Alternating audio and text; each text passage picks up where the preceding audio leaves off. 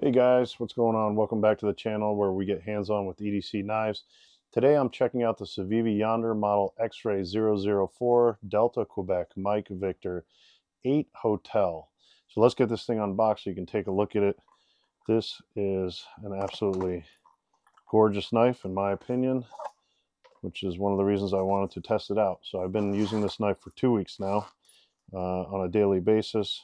So you have a zip-up pocket here. I'll move the knife out of the way for a moment. It just comes with some stickers and some instructions, some maintenance tips, cloth, and no tools with a soft interior. Nothing too special there. We drop the knife out here. Let's take a look at it. Get it opened up. So this is the knife. It's got wooden scales and a Damascus blade, which is pretty cool. If you're into compact folders that look good and get the job done, we'll go ahead and dive in because this knife certainly qualifies for that. All right, let's start with the specs. The Yonder is 6.62 inches long. When open, it folds down to 3.74 inches, so it's easy to pocket. The blade's 2.88 inches with super thin 0.09 inch thickness, about 2.2 millimeters for clean cuts. It's made of Damascus steel, which is hardened to 58 to 60 HRC, so it holds that edge pretty well and it resists rust. The handle is 0.46 inches thick, and the whole thing weighs just 2.53 ounces. So this thing is pretty light. One of the things I noted in using it for 2 weeks is that my hands are fairly large, and the knife feels a little small in my hands, but it does feel good. Able to get a good grip on it. It's also kind of an unobtrusive knife. You don't really feel it in your pocket too much since it's so light. One of the things about the blade being really light is that sometimes, as you saw when I first tried to open it, it wouldn't go all the way. It feels a little stiff, but it has broken in over 2 weeks and it's getting a little bit smoother. So there you go. Now let's talk about the blade. So it's spade point. Interesting fact, spade point was designed for farmers to use with castrating animals because it has a great blade and tip here to work with, but the backside is not very sharp or sharp at all, so you won't injure the animal in other places than you intend to do your work. But it happens to make a great design for opening boxes, for doing daily chores, cutting cardboard, things like that. I will note that the blade is coated, so the coating on the blade makes it not as smooth as a polished blade, perhaps for cutting through things like cardboard. You get a little bit of drag there, resistance, but nothing major. The blade is extremely sharp out of the box, which is fantastic and looks amazing. So there is jimping on the spine. It's nothing to write home about, nothing major.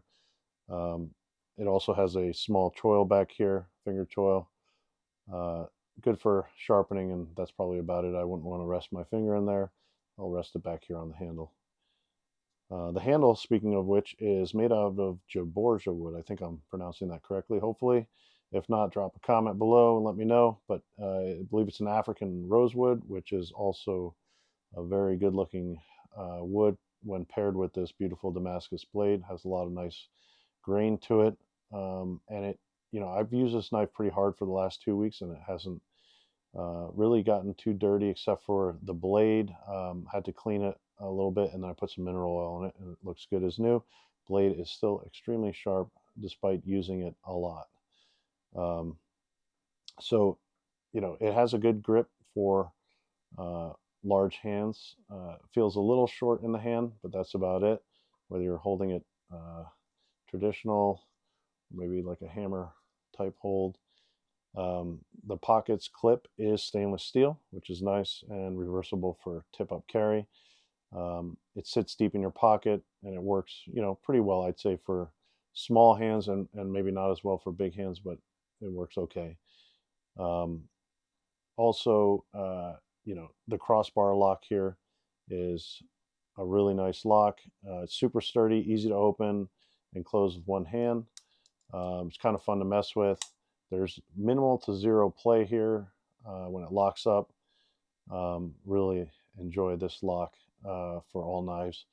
And then the ceramic bearings and the pivot make it really pretty smooth. Like I said, it seemed a little tight at first, but it's been loosening up over time. So but there's really no play once it is locked up. And then when we close it, let's check out the centering. It's very well centered inside of the frame itself. The knife did win Blade Show's Best Buy in 2024, so it's a solid bang for your buck, you know, at about $80, which is what I paid for it. It's designed by Zach Whitmore and made in CIVIVI's China factory with some nice touches like a crown spine for comfort on plush cuts. I've tested it, like I said, on things like cardboard, wood, some light carving. The thin blade and the flat grind make it really a good slicer. And so far, the Damascus steel has held up well. I cut through some really thick rubber gasket material and a lot of it, which did kind of gunk up the blade over time, but I was able to clean it right off, no problem. And it's back to its factory condition, I would say. So all in all, the CIVIVI Yonder is a solid EDC. The wood scales and the Damascus blade give it some style without being over the top, and it really performs great for the price. If you're in the market for a new pocket knife, I'd say this one's definitely worth a look. Thanks for watching. Smash that like button and subscribe for more knife reviews, and let me know in the comments what you think of the Yonder. I'll see you on the next one.